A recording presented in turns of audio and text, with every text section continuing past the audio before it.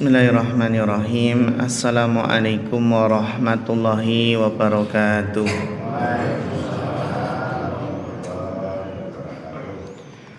Innal hamdalillah nahmaduhu wa nasta'inuhu wa nastaghfiruh wa na'udzu billahi min syururi anfusina wa min sayyiati a'malina. Man yahdihillahu fala mudhillalah wa man yudlil fala hadiyalah. Asyhadu an la ilaha illallah wahdahu la syarikalah wa asyhadu anna Muhammadan abduhu wa rasuluh. Allahumma salli wa sallim ala nabiyyina Muhammadin wa ala alihi wa sahbihi wa man tabi'ahum bi ihsanin ila yaumiddin, amma ba'd. Ingkang kula hormati sesepuh bini sepuh, bapak-bapak, ibu-ibu, jamaah salat subuh Masjid Al-Ikhlas ingkang mugi-mugi tansah dipun rahmati Allah Subhanahu wa taala. Alhamdulillah, boten kesupen saderengipun sumangga kita tansah ningkataken rasa syukur kita wonten ngrasa dalam Allah Subhanahu wa taala. Pilih ing kesempatan punika kita tasih pinaringan rahmat sahidahipun sehingga kita saged thalabul ilmi ing kesempatan punika kanthi boten wonten alangan satunggal punapa. Kita nyuwun dumateng Allah Subhanahu wa taala mugi-mugi Allah paring keberkahan lan ilmu ingkang bermanfaat. Amin ya rabbal alamin. Bapak Ibu jamaah rahimakumullah, tidak terasa Ramadan sudah semakin dekat. Tadi Pak Bapak Takmir ngendikaaken badhe wonten apa? Bazar. Monggo kita sengkuyung sesarengan supados acara menika berjalan kanthi sukses. Karena napa? Ngendikanipun Rasulullah pripun? Khairun nas anfa'uhum linnas. Sebaik-baik manusia itu adalah yang paling banyak memberi napa? Kemanfaatan. Terus niku Masya Allah acara yang sangat bagus sekali, yang penting untuk ditiru oleh masjid-masjid sekitar. Karena iku nggih Masya Allah diantara napa bentuk terus pundi memfungsikan fungsi dari masjid untuk mensejahterakan mereka masyarakat, memberikan manfaat yang luas. Bapak Ibu jamaah rahimakumullah, ing kesempatan punika gandeng niki sampun cedhak Ramadanipun, maka persiapanipun kedah langkung semangat kenceng malih, bersungguh-sungguh. Karena Rasulullah sudah memberikan peringatan, sudah mewanti-wanti. Dzalika syahrun yakfulu nasu anhu.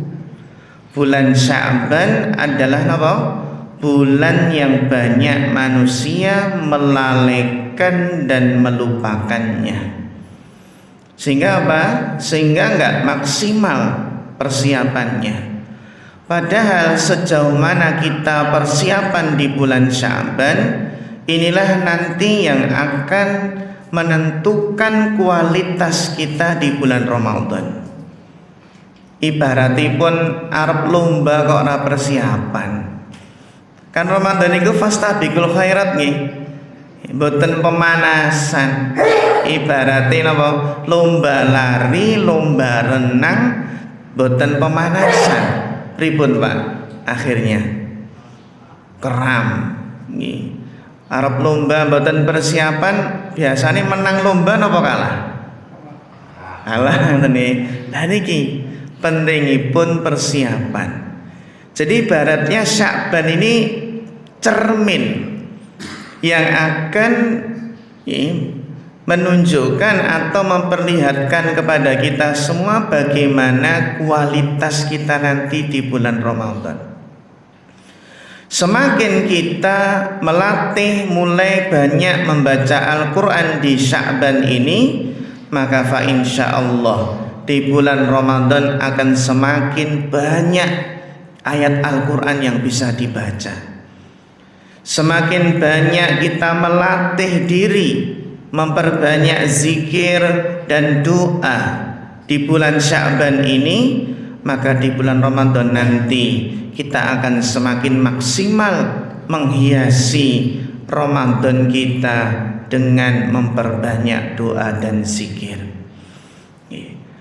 Dan ini sudah Allah isyaratkan di dalam Al-Quran, surat Al-Hasyr ayat yang ke-18, yang mana Allah Ta'ala berfirman, Ya ayyuhalladzina amanu taqullaha wal tandur nafsun ma qaddamat lighad.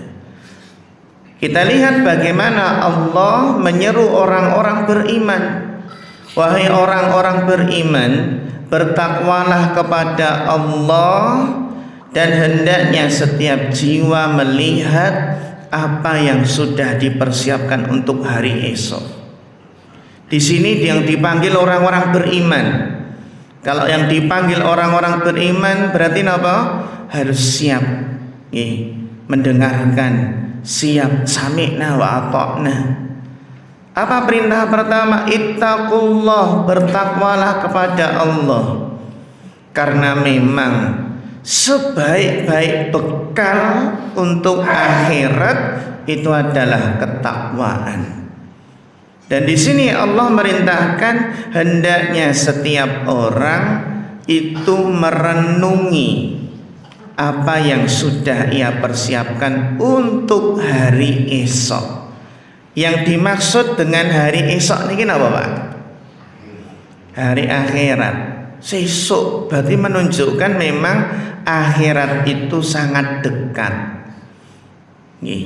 Bahkan dalam hadis disebut sebatakan apa? Surga dan neraka itu lebih dekat pada seseorang daripada apa? Tali sandalnya sendiri. Nek orang atas apa?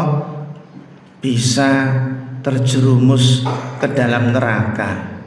Sebagaimana terkadang dianggap amalan yang remeh itu bisa memasukkan ke surga, namun terkadang juga bisa menjerumuskan ke neraka.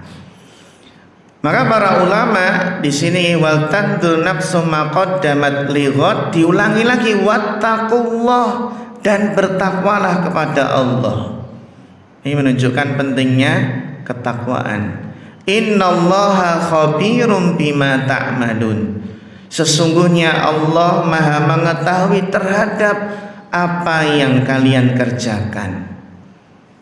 Nah, para ulama menjelaskan hadil ayah usulun fil muhasabah. Ayat ini adalah apa, Pak? Dalil inti pembahasan tentang apa? Muhasabah. Jadi Bapak Ibu, sinten nek wau dalu niku muhasabah enten mboten? Pripun Pak? Wau dalu muhasabah mboten? Kan sakniki padahal muhasabah itu enggak mesti napa? Enggak mesti akhir tahun. Enggak mesti kalau menjelang Ramadan. Muhasabah niku napa? Setiap hari. Kenapa Pak Bu?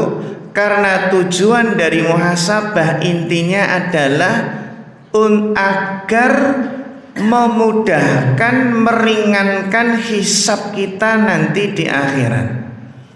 Tiang niku nek rajin muhasabah, maka nanti hisabnya di sisi Allah semakin ringan. Niku nasihatipun sahabat yang mulia Umar bin Khattab radhiyallahu anhu. Hasibu anfusakum qabla an tuhasabu. Hisablah diri kalian sebelum nanti dihisab. Wazinu a'malakum qabla an tuzanu. Timbang-timbanglah amal kalian sebelum nanti ditimbang. Kira-kira cukup napa mboten bekal kita niki. Nek tesih kirang kathah konsekuensinipun pripun? Nggih tambah semangat anggenipun ibadah, ngamal soleh. Sedangkan nek merasa pun cukup, napa Pak? Merasa pun cukup pripun? Enten mboten tiyang niku merasa sangune wis cukup, wis turah-turah. Enten mboten? Nek merasa wis cukup terus turah-turah niku nggih enggal-enggal mawon. Enggal-enggal budal ngoten nggih. Tibake terus mlebu akhirat tibake napa Pak? Kurang. Tibake dikrasa napa? Dikrasa wis akeh sangune, tibake napa? Minus karena napa? Ternyata banyak amalnya yang enggak diterima oleh Allah. Kenapa orang enggak boleh memastikan apa Pak? Memastikan sangune wis cukup, wis kathah. Kenapa? Yang pertama karena memang kita ini jika amal kita dibandingkan dengan para ulama terdahulu, sahabat, tabi'in, tabi'ut tabi'in sangat jauh. Yang kedua enggak boleh merasa cukup. Siapa yang menjamin? Siapa yang bisa memastikan kalau amalnya itu diterima? Kadang kurang ikhlas. Cik napa tesih mencari pujian orang lain. Nggih, kadang tesih riya, kadang enten tersisipi penyakit ujub, bangga diri, merasa lebih baik dari orang lain. Nggih. Kadang napa Pak? Amale ra sesuai kalih tuntunanipun Rasulullah sallallahu alaihi wasallam. Dan iki sehingga cara muhasabah yang tepat itu adalah setiap hari. Para ulama menjelaskan di antara napa Pak Bu, waktu terbaik untuk muhasabah praktekipun pripun? Saged sore hari menjelang maghrib contohipun. Atau yang kedua sebelum tidur. Sebelum tidur niku muhasabah. Muhasabah niku mboten sah dangu-dangu. Maksudnya apa? Tidak harus lama-lama 3 jam, 5 jam, mboten. Bahkan 3 menit sampai 5 menit sudah cukup. Sebelum tidur muhasabah sik. Aku iki sedina mau ngopo wae. Ngoten nggih. Nek merasa wau tumindak kesalahan nggih, segera istighfar. Nek wau napa alhamdulillah dimudahkan beramal baik nggih, berdoa semoga diterima dan besok lebih baik lagi. Iku muhasabah nggih sebelum tidur. Tapi kebanyakan tiang niku kadang dereng sempet muhasabah, apa napa? Maler ngoten nggih. Nah, niku kekeselan ngoten nggih. Waktu yang terbaik berikutnya adalah di sepertiga malam terakhir. Menjelang subuh, ketika kebanyakan orang itu masih tertidur lelap dalam mimpinya, ngoten nggih. Nah niki Bapak Ibu. Jadi napa? Ada 3 waktu. Karena napa? Karena pentingipun seseorang itu memiliki waktu untuk menyendiri bersama Allah. Kadang ramene dunya istilahipun apa hiruk pikuk dunia terkadang itu benar-benar membuat orang itu lalai, lupa, sehingga butuh waktu untuk menyendiri, tahajud, salat malam, iku menyendiri bersama Allah, mengingat kesalahan-kesalahannya, terus nanti tidak terasa meneteskan air matanya. Niku salah satu ciri orang yang akan mendapatkan naungan Allah nanti di hari kiamat. Dan iki jadi tiang niku ada gadah waktu untuk menyendiri bahagia bersama Allah Subhanahu wa taala. Niki. Lajeng nggih menawi kita waos dari perkataan para ulama, ternyata napa Pak Bu, muhasabah niku memberikan beberapa faedah. Di antaranipun napa?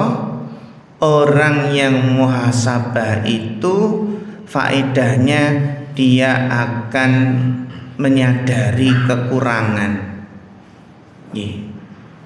menyadari kesalahan, introspeksi diri bahasanipun muhasabah niku. Sebagaimana pepatah mengatakan bahwasannya semut di seberang lautan apa? Nampak, terlihat jelas. Sedangkan gajah di pelupuk mata apa? Tidak kelihatan, enggak nampak. Niku maksudipun kathah tiyang niku nek biji wong liya pintere pol. Oh sing ae kekurangan niki ngoten nggih. Nek biji awake dhewe pripun? Ora ngerti belas niki. Nah niki merasa bener terus ngoten nggih. Merasa bener terus. Sehingga kadang kita mendapatkan nasihat dari saudara kita itu bagus. Kita terima dengan lapang dada. Kadang kita mau, kadang kalau nggak dapat nasihat dari saudara kita itu, ini kok tidak menyadari kekurangannya. Niki Bapak Ibu. Jadi menjadikan seseorang itu sadar, akhirnya berusaha melakukan perbaikan. Kalau sudah sadar kekurangan, faedah berikutnya apa? Maka dia akan secara otomatis memperbanyak taubat dan istighfar. Memperbanyak taubat dan istighfar. Karena Bapak Ibu, ketika seseorang mengetahui aib-aibnya, ini yang akan memicu seseorang beristighfar. Apalagi mau menyambut Ramadan, di antara persiapan terbaik ini memperbanyak istighfar. Karena kalau masih banyak dosa, itulah yang menjadikan seseorang itu berat dalam beramal soleh, berat anggenipun ibadah. Ibaratipun maksiat itu membelenggu seseorang, sehingga berat ngaji, berat maos Quran, berat sholat malam, dan seterusnya. Nah, faedah yang ketiga, ketika seseorang itu bermuhasabah setelah seseorang niku mengecek dosa-dosanya, mengecek kemaksiatan-kemaksiatan yang sudah dilakukan, maka dia akan semakin sadar dan yakin bahwasanya Allah niku maha baik. Betapa baiknya Allah kepada kita semua. Buktinya apa Pak? Buktinya Allah sampai saat ini masih memberikan kesempatan. Buktinya Allah sampai saat ini masih memberikan kenikmatan dan karunia yang tidak terhingga. Sehingga kita akan semakin yakin betapa luasnya rahmat Allah. Ini yang akan membuat seseorang itu semakin cinta kepada Allah, karena kebaikan-kebaikan Allah. Ketika seseorang bermuhasabah, seseorang akan sadar betapa banyak dosa yang ia lakukan, tapi Allah masih memberikan kesempatan. Allah tidak segera ngasih hukuman. Cobi Pak Bu, nek tiyang niku tumindak dosa langsung dihukum. Entek manungsa niku teng alam donya niku telas. Nggih. Allah tidak memberikan hukuman. Mungkin Allah hanya memberikan teguran-teguran kecil. Jangan sampai seseorang itu baru sadar ketika Allah tegur dengan teguran yang keras. Contohnya apa Pak? Teguran Allah yang keras. Banjir bandang, tanah longsor, kebakaran, gempa. Nyuwun sewu nggih. Kadang tiyang niku nek ora dislentik mboten sadar. Betul apa? Betul sadar. Ampun ngantos nunggu dislentik enten nggih. Nah niki. Alhamdulillah Bapak Ibu jamaah rahimakumullah. Nah sakniki kita nggih semakin yakin dengan kebaikan Allah. Nah berarti bagaimana biar kita itu semangat muhasabah? Karena banyak orang yang lalai di bulan Sya'ban menika. Nih, kiatnya adalah napa Pak Bu? Yang membuat kita semangat adalah napa? Dengan ziarah kubur. Nah niki. Ziarah napa? Ziarah kubur. Nek ziarah kubur mboten sah rame-rame. Mengke mboten sias muhasabah nggih. Ya Allah, alhamdulillah tesih paringi urip, tenih paringi kesempatan. Sedangkan saudara kita sudah berada di kubur, pengen balik meleh ke dunia, meskipun hanya sholat 2 rakaat, meskipun hanya dengan sedekah beberapa ribu saja. Dan yang berikutnya adalah menghadiri majelis ilmu, berdoa kepada Allah agar dimudahkan untuk muhasabah.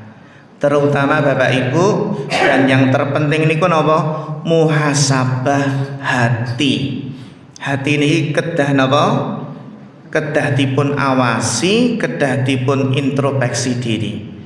Karena jangan sampai menyambut Ramadan masih membawa hati yang kotor. Hati yang berpenyakit itu nanti napa Pak Bu akan menjadikan seseorang berat dalam ibadah. Dan inti menjaga kesucian hati adalah menjaga lisan. Ibaratipun hati niku wadah ngoten nggih, sedangkan lisan itu adalah yang mengisi. Penglihatanlah juga yang mengisi hati, pendengaran nggih sami, itu yang menjaga napa? Yang itu yang mengisi hati. Terus berikutnya napa? Banyak beristighfar supaya hati bersih Pak. Ampun kesupen. Ki hati pun apa? Jangan terlalu banyak mengetahui urusan orang lain. Niki, jangan terlalu banyak mengetahui urusan orang lain.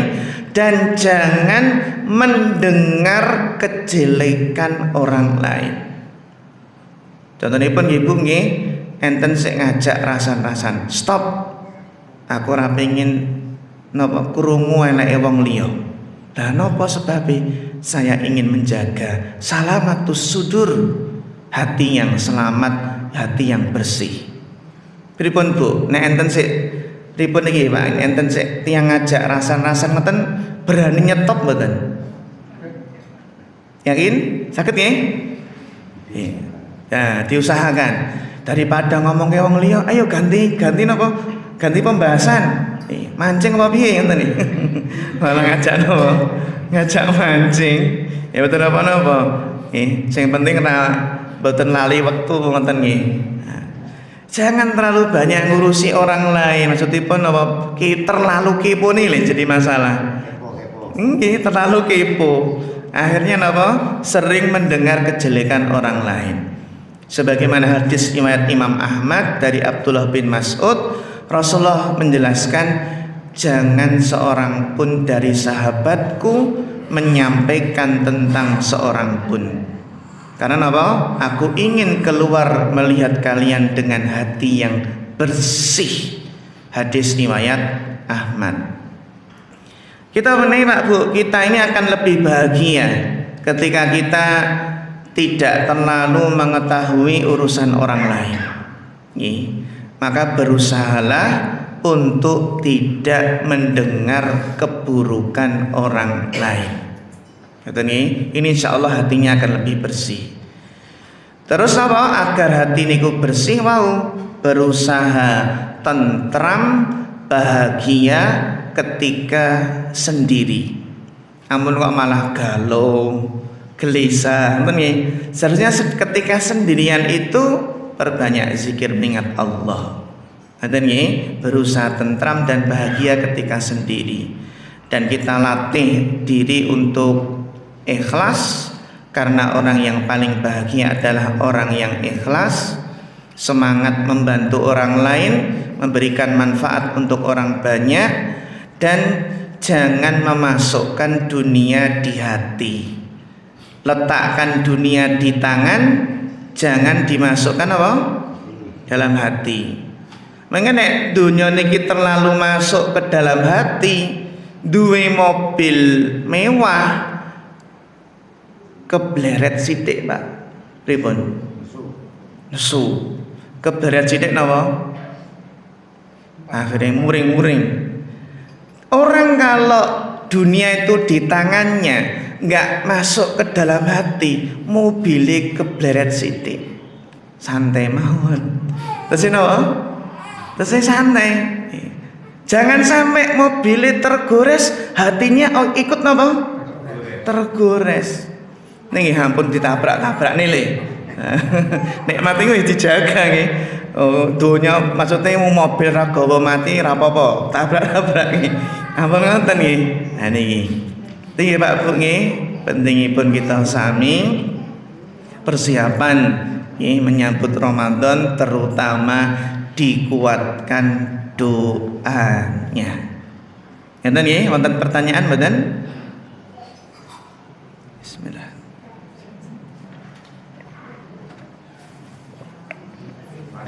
Monggo Bapak. Dalam musyawarah itu cukup menyendiri apa sama dengan ibadah, hanya menyendiri saja tanpa ibadah, pribadi dan ibadah. Tanpa Ibadah hanya menyendiri saja, merenung saja. Iya. Muhasabah itu sendiri termasuk bentuk ibadah.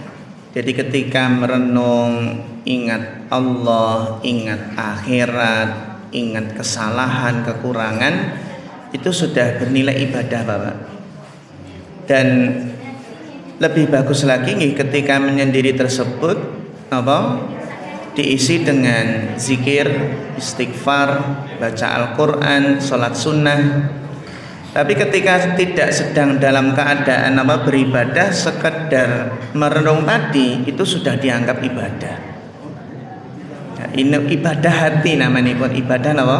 Ibadah hati.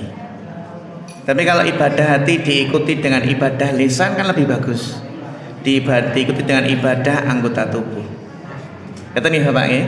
Nggih. Wonten malih? Cekap nggih? Nggih, menawi boten wonten kita cekapaken semanten. Mugi-mugi bermanfaat. Wonten kirang-kirangipun nyuwun pangapunten. Fanas'alullah ta'ala al-huda wat-tuqa wal-afafa wal-ghina. Fa akhirul kalam wassalamualaikum warahmatullahi wabarakatuh.